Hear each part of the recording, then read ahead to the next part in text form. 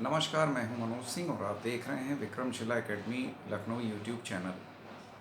आज हम लोग बात करेंगे सोने और चांदी की, सोने और चांदी के जेवरों की। भारत में चाहे उत्तर हो या दक्षिण भारत, महिलाओं में ही नहीं पुरुषों में भी सोने और चांदी के जेवरों का एक क्रेज़ होता है। और आप देखिए तो लगभग हर जगह आपको सोने और चांदी के दुकानें मिलेंगी, ज्वेलर्स की दुकानें मिलेंगी। लेकिन साथ ही साथ इसमें मिलावट की भी आशंका काफ़ी रहती है। आप जब खरीदने जाते हैं तो आपको वो अलग रेट का मिलता है और जब आप बेचने जाते हैं तो उसमें ढेर सारी उसमें कमी निकाल दी जाती है और आपको वो दाम नहीं मिलता है जिस दाम पे आपने खरीदा था। तो इन व्यावहारिक समस्याओं को लेकर के हॉलमार्किंग की व्यवस्था की गई और भारतीय जो मानक ब्यूरो है BIS, सोने पर तो ये कर चुका था, सोने के ज्वेलर्स पर या ज्वेलरी पर ये कर चुका था, लेकिन चांदी में मिलावट काफ़ी हो रही थी, चांदी के ज्वेलरी में काफ़ी मिलावट हो रही थी और ये एक चिंता का विषय था, सरकार का भी और ग्राहकों का भी। अभी दीपावली आ रही है और दीपावली में अभी लक्ष्मी गणेश के चांदी के सिक्के आप खरीदते हैं ये सोच करके कि हम हर साल अगर एक सिक्का या 5 सिक्का या 10 सिक्के खरीदेंगे और धीरे धीरे हमारे पास सिक्के हो जाएंगे जो भविष्य में हमें काम आएंगे, हमारी इमरजेंसी में या हमारी धार्मिक आवश्यकता में या सामाजिक आवश्यकता में। लेकिन जब आप उसको बेचने जाएंगे तो उसमें चांदी का वो प्रतिशत नहीं होगा जो जिसका दाम आपने चुकाया है। तो भारतीय मानक ब्यूरो BIS ने अब सोने की तरह चांदी के जेवरों की हॉलमार्किंग को अनिवार्य बनाने का निर्णय लिया है और 1 सितंबर से ज्वेलर्स चांदी के जेवरों पर 6 डिजिट का हॉलमार्क यूनिक आइडेंटिफिकेशन कोड उन्हें देना होगा। हालांकि अभी शुरुआती दौर में इसको अनिवार्य नहीं किया गया है, यानी जो ज्वेलर्स चांदी के जेवरों पर ये हॉलमार्क यूनिक आइडेंटिफिकेशन कोड डालेंगे वो बेच सकते हैं। शुरुआती दौर में इसको अनिवार्य इसलिए नहीं रखा गया है कि अभी व्यवस्थाएं सक्रिय नहीं हुई हैं, हॉलमार्किंग सेंटर अभी तैयार नहीं हैं और न ही अभी सभी ज्वेलर्स ने इसके लिए रजिस्ट्रेशन कराया है और न ही अभी जनता इसको लेकर के अवेयर है। तो धीरे धीरे जनता अवेयर होगी और उसको इसमें फ़ायदा दिखेगा कि जो दाम वो कीमत चुका रही है चांदी के ज्वेलरी के लिए, क्या उतना उसको मिल रहा है या नहीं। तो इसको देखते हुए कानपुर के जो BIS की जो विंग है, हॉलमार्क कमेटी, उसके अनुसार ये अभी लागू नहीं हुआ चांदी के जेवरों पर। 2005 से ही चांदी के जेवरों की हॉलमार्किंग हो रही है, लेकिन अभी तक ये डिजिटल नहीं थी, ये पेपर फॉर्म में थी और अब इसको डिजिटल कर दिया गया है हॉलमार्किंग को। और ग्राहक कैसे इसको चेक करेंगे, तो इसके लिए बाकायदा BIS केयर ऐप बनाया गया है जिसके ज़रिए किसी भी जेवर पर जिस पर हॉलमार्किंग की गई है उसका पूरा ब्यौरा, पूरा विवरण जाना जा सकता है। किसी भी ग्राहक के द्वारा कहीं भी जाना जा सकता है कि वो जो ज्वेलरी है उसमें किस चीज़ का कितना प्रतिशत है या वो कितनी शुद्धता रखती है। चांदी के जेवरों में BIS का जो तिकोना निशान है वो बना होगा। इसके बाद अंग्रेजी में सिल्वर लिखा होगा और चांदी की शुद्धता का ग्रेड लिखा जाएगा।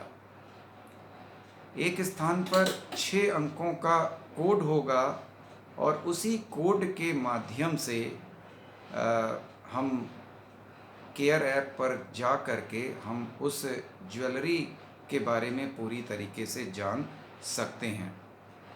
बीआईएस ने चांदी की शुद्धता को लेकर जो स्टैंडर्ड है, जो मानक है, वो जारी कर दिए हैं।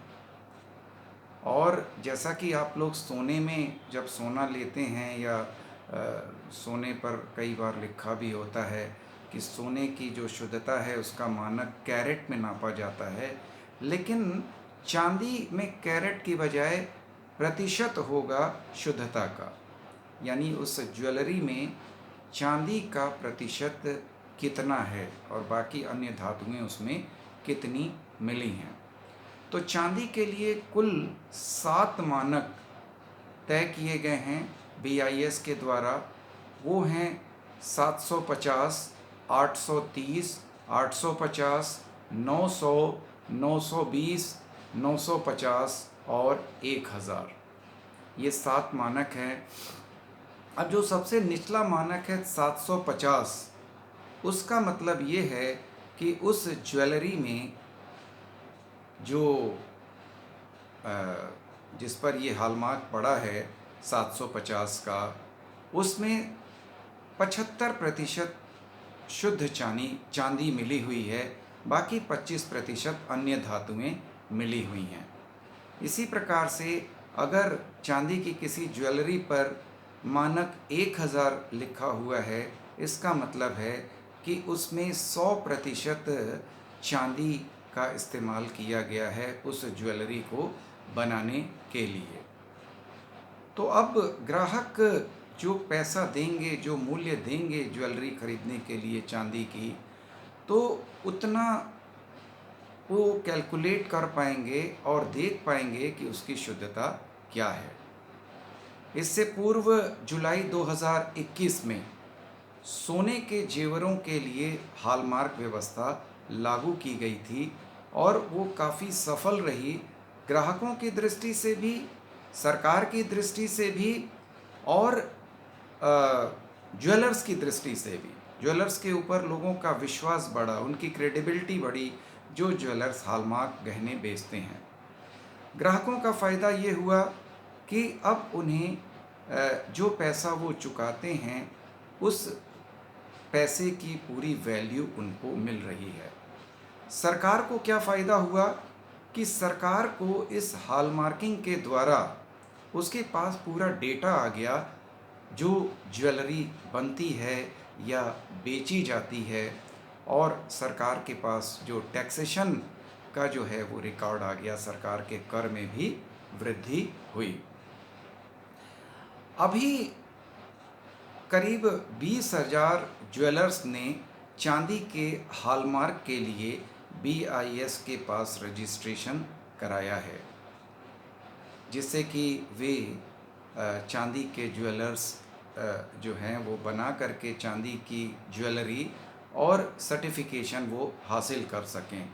इसके अलावा जो हॉलमार्क सेंटर्स हैं उनको भी अभी उन्नत किया जा रहा है, जिससे कि अभी तक वो सोने की हॉलमार्किंग करते थे, अब वे उस प्रकार की भी मशीनें लगा लेंगे जो चांदी की हॉलमार्किंग कर सकेगी, उसकी ग्रेडिंग, उसका मानक सारा चेक कर सकेगी और हॉलमार्क रजिस्ट्रेशन और चिन्ह उस पर दे सकेगी।